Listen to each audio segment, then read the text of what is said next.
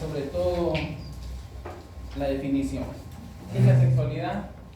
Conjunto de condiciones, dice, anatómicas, fisiológicas, psicológicas que caracterizan a cada sexo. Según esto nos hace un término más referencia al apetito sexual, lo podemos ver, ¿no? Y otro que está hablando, ¿no?, más la parte carnal. Y otro también nos hace referencia a lo que son los fenómenos emocionales y conductuales y vinculados al sexo.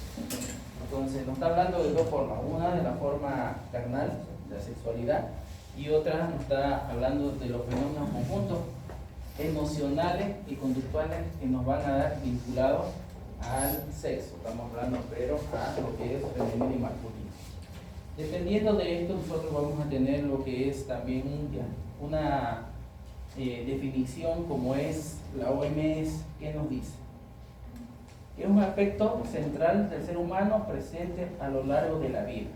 ¿Por qué? Porque abarca el sexo. Aquí ya nos está hablando de identidades y de los papeles del género. Entonces nos está abarcando dos diferentes cosas, ¿no? El erotismo, el placer, la intimidad, reproducción y orientación sexual. Entonces, primero hablábamos de la parte carnal y la parte, pues, conjunto del fenómeno físico que nos va a dar, dependiendo la parte de la sexualidad. Pero también aquí nos está hablando del aspecto humano, también de la identidad, y también nos está hablando hacia el género y también la reproducción sexual o orientación sexual, ¿ya?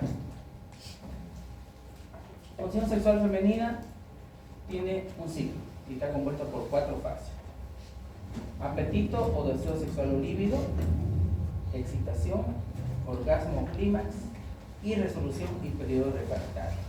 Esas son las fases por las que está compuesta la sexualidad humana en sí, en la parte más masculina y femenina. Si bien aquí tenemos diferentes dos colores, dos tonos, en que va a haber siempre un apetito, una excitación, una meseta, un orgasmo y un periodo de resolución o refractario, ¿no? Si bien en el hombre hay un periodo refractario más rápido, ¿no? En cambio la mujer muchas veces va a ser multiorgásmica y en algunos casos el periodo refractario de resolución la mujer no está en la mujer la resolución refractaria, más en el hombre. Pero igual los 4 componentes de esta fase son los que vamos a encontrar. Deseo sexual o líbido, ¿no? Muchas veces, como dice, vamos siempre manejados por un centro estimulador que es la dopamina o el dopamina, ¿no? Mayormente tenemos también un deseo sexual que puede ser inhibitorio, muchas veces por el tipo serotonina o serotoninérgico, muchas veces. Pero tanto en el hombre como en la mujer, el responsable de programar todo esto es la testosterona, ¿no?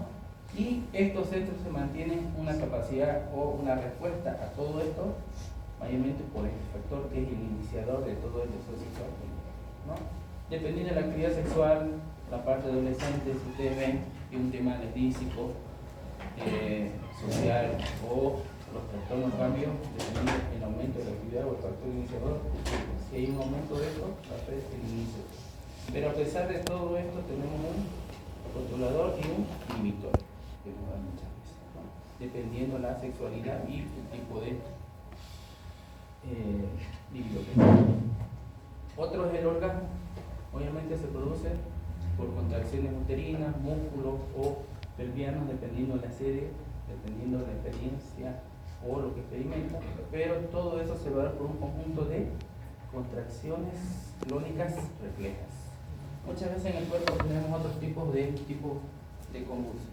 contracciones tónico-clónicas, convulsiones tónico-reflejas, pero en este caso, o refleja, y en este caso las contracciones son clónicas reflejas, que es lo que se va a experimentar. Y el orgasmo está controlado por un control mayormente de partes simpáticas. Entre ellos tenemos aferentes y eferentes, ¿no? En los aferentes, ¿qué vamos a ver? Mayormente va a controlar la parte de los labios, clítoris, ¿no? Y los eferentes a través de los plexos pélvicos y nervios pudiendo hacia la musculatura, ¿no? Dependiendo las contracciones que vamos a encontrar, va a ser la parte eferente o dependiendo, ¿no?, los lugares, ¿no?, donde vamos a encontrar el orgasmo, va a ser la parte de los aferentes, ¿no?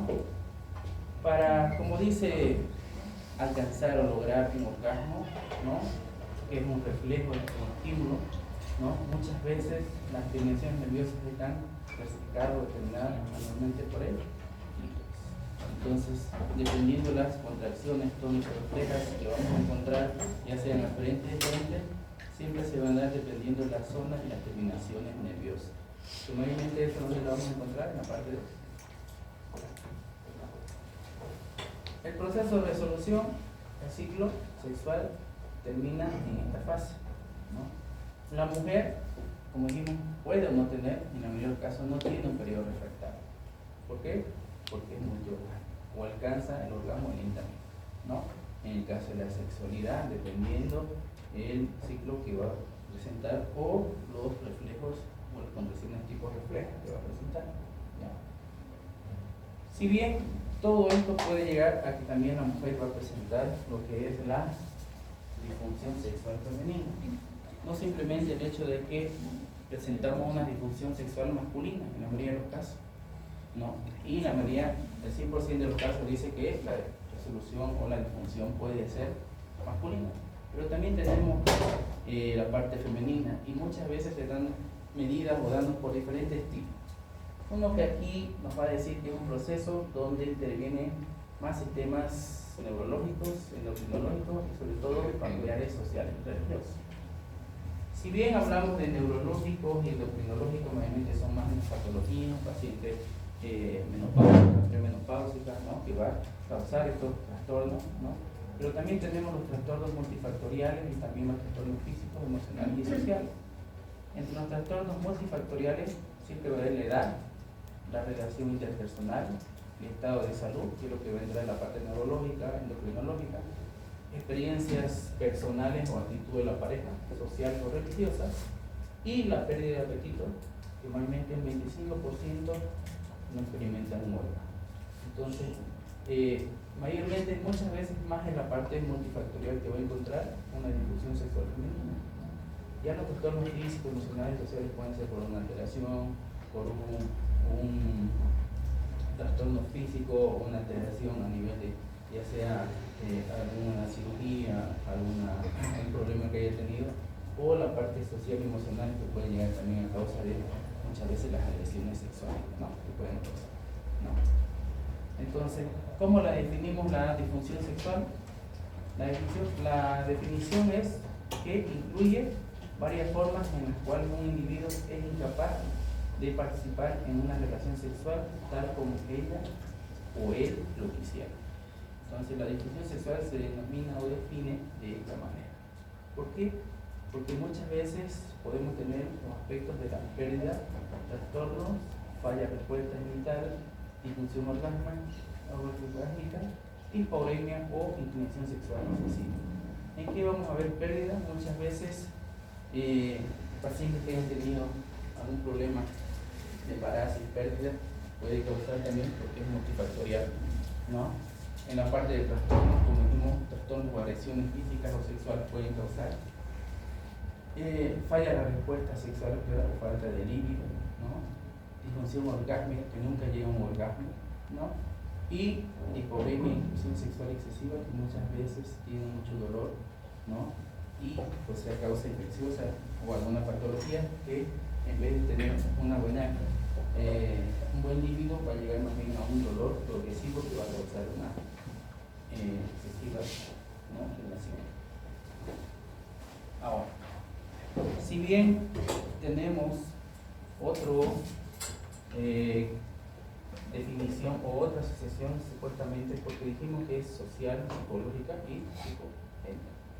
A un grupo creo que le di, no me acuerdo si es acá, que le di un tema de trastorno psicogénico o psicosomático, creo que sí, para ver en la parte psicológica que igual pues entra parte de ya. Y la parte psiquiátrica igual nos muestra o nos dice que las alteraciones del deseo sexual y los cambios psicofisiológicos se caracterizan en el ciclo de respuesta sexual, causan un marcado estrés y dificultades interpersonales. El hecho que en la mayoría de los casos presenten distrés es la causa más principal de la disfunción sexual que estamos causando, y bien, dependiendo de los cambios fisiológicos o psicofisiológicos dependiendo de las alteraciones sexuales, entre ellos, como dijimos al principio, más sociales y las alteraciones porque últimamente hay mucha agresión sexual, mucha agresión física, ¿no? Y trastornos de la parte de, a un principio en el inicio decía la inclinación sexual y también la parte, ¿no? De los cambios físicos, ¿no? Entonces, si no hay mucho, si por decir el estrés y la dificultad interpersonal no va a causar mayormente un trastorno psicológico, y la prevalencia que vamos a encontrar en este caso es muy alto, casi el 40%, ¿no? El diagnóstico lo vamos a hacer, pero mucho puede ser dependiendo, ¿no?, la relación que tenga médico-paciente para poder determinar esta causa. Y muchas veces el hecho de una vergüenza, un prejuicio, hace que la persona poco a poco vaya evaluándose y avanzando en esta parte de la inclinación a la sexualidad, por el hecho que en la mayoría de los casos la prevalencia va a ir aumentando más del 40% y la disfunción sexual a veces ya no es tratable en la mayoría de los casos, y por eso ya entra la parte, ¿no?, psiquiátrica, ¿no?, para tratar de otra manera ese trastorno que va a pasar. Como siempre hemos dicho, tiene que haber una buena anamnesis, una buena historia clínica, si ha habido antecedentes de abuso, como dicen en la infancia, si ha habido incesto, violación. Mayormente lo que más se va a ver es el acoso, y el acoso muchas veces puede causar eso, ¿no? La inclinación sexual del paciente dependiendo, ¿no?, y para realizar un buen manejo en este caso, ¿no? También muchas veces el examen es adecuado, el examen ginecológico apropiado para cada paciente, porque el hecho de presentar todas las causas para una disfunción por un estrés, también hay que ver si puede ser algo anatómico, ¿no?, o alguna alteración genética que pueda causar también, ¿no? Dependiendo de los estudios de laboratorio, dijimos al principio que puede ser neurológico, endocrinológico, que son muchas las causas, hormonales también, ¿no?, tiroideos, ¿no?, o causas que nos van a poder dar a un hallazgo, o dependiendo de las causas que pueden llevar para que veamos si hay una disfunción sexual, ¿no? Y el tratamiento mayormente son las causas primarias, secundarias o circunstanciales. ¿Qué quiere decir? Primaria si siempre ha tenido, bueno, desde pequeña, como decir el abuso o la violación o el acoso sexual. Secundarias a una enfermedad, a una alteración, a un problema en la parte genital, dependiendo del examen físico, o solo si son circunstanciales, por decir las relaciones interpersonales que hayan causado con un estrés en el paciente para que tenga una disfunción sexual. Ahora, antes nosotros manejamos, ¿no?, el tema de impotencia. Ahora el término de impotencia está reemplazado por lo que es una disfunción eréctil. Entonces, ahora todo se considera como una disfunción eréctil. La disfunción eréctil es la incapacidad de alcanzar y mantener una erección, ¿no?, suficiente rigidez para un desempeño sexual satisfactorio. Entonces la mayoría dice impotencia sexual, ¿no? Y mayormente esto en términos de salud ha reemplazado y vamos a conocer como ya una disfunción eréctil.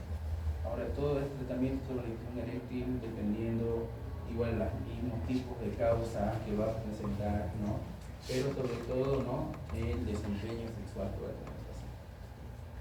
Si bien clasificamos la disfunción eréctil, ¿no?, vamos a ver en psicogénica y orgánica. ¿Qué quiere decir psicogénica? Obviamente la parte que la paciente o va a tener, ¿no?, un trastorno psicogénico o alteraciones de la personalidad o algún problema que es más,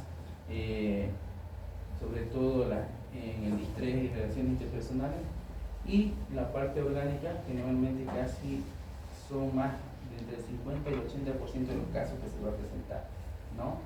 Y esto que genera mayormente ansiedad en el varón por el mismo hecho de las relaciones interpersonales que tiene.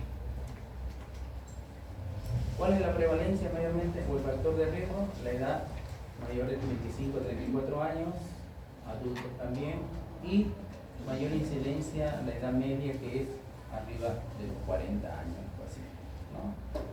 Y posteriormente ya las enfermedades concomitantes como ser diabetes, enfermedades crónicas, cirugía, traumatismo, próstata, que en la mayoría de los casos, mayormente a los 35 años debería ser un hombre un estudio prostático, ¿no? y sobre todo, ¿no?, la alteración de la parte del tabaco, bebida, ¿no? O muchas veces el mismo cambio, sedentarismo, o la vida que es de fumar, beber y muchas drogas que utilizamos, ¿no? ¿Y cuál es el tratamiento? El tratamiento es muchas veces tratar la parte orgánica y psicogénica del estrés en cada paciente. ¿Por qué? Porque, como dijimos, solamente ansiedad. Y si no tratamos la ansiedad, ya tenemos que irnos a la parte que es, si no es un trastorno, sino tratar la parte psicogénica. Ya. Bueno, un poquito de eso para que no se vuelvan y se aburren y ahora presente el tema. ¿Ya?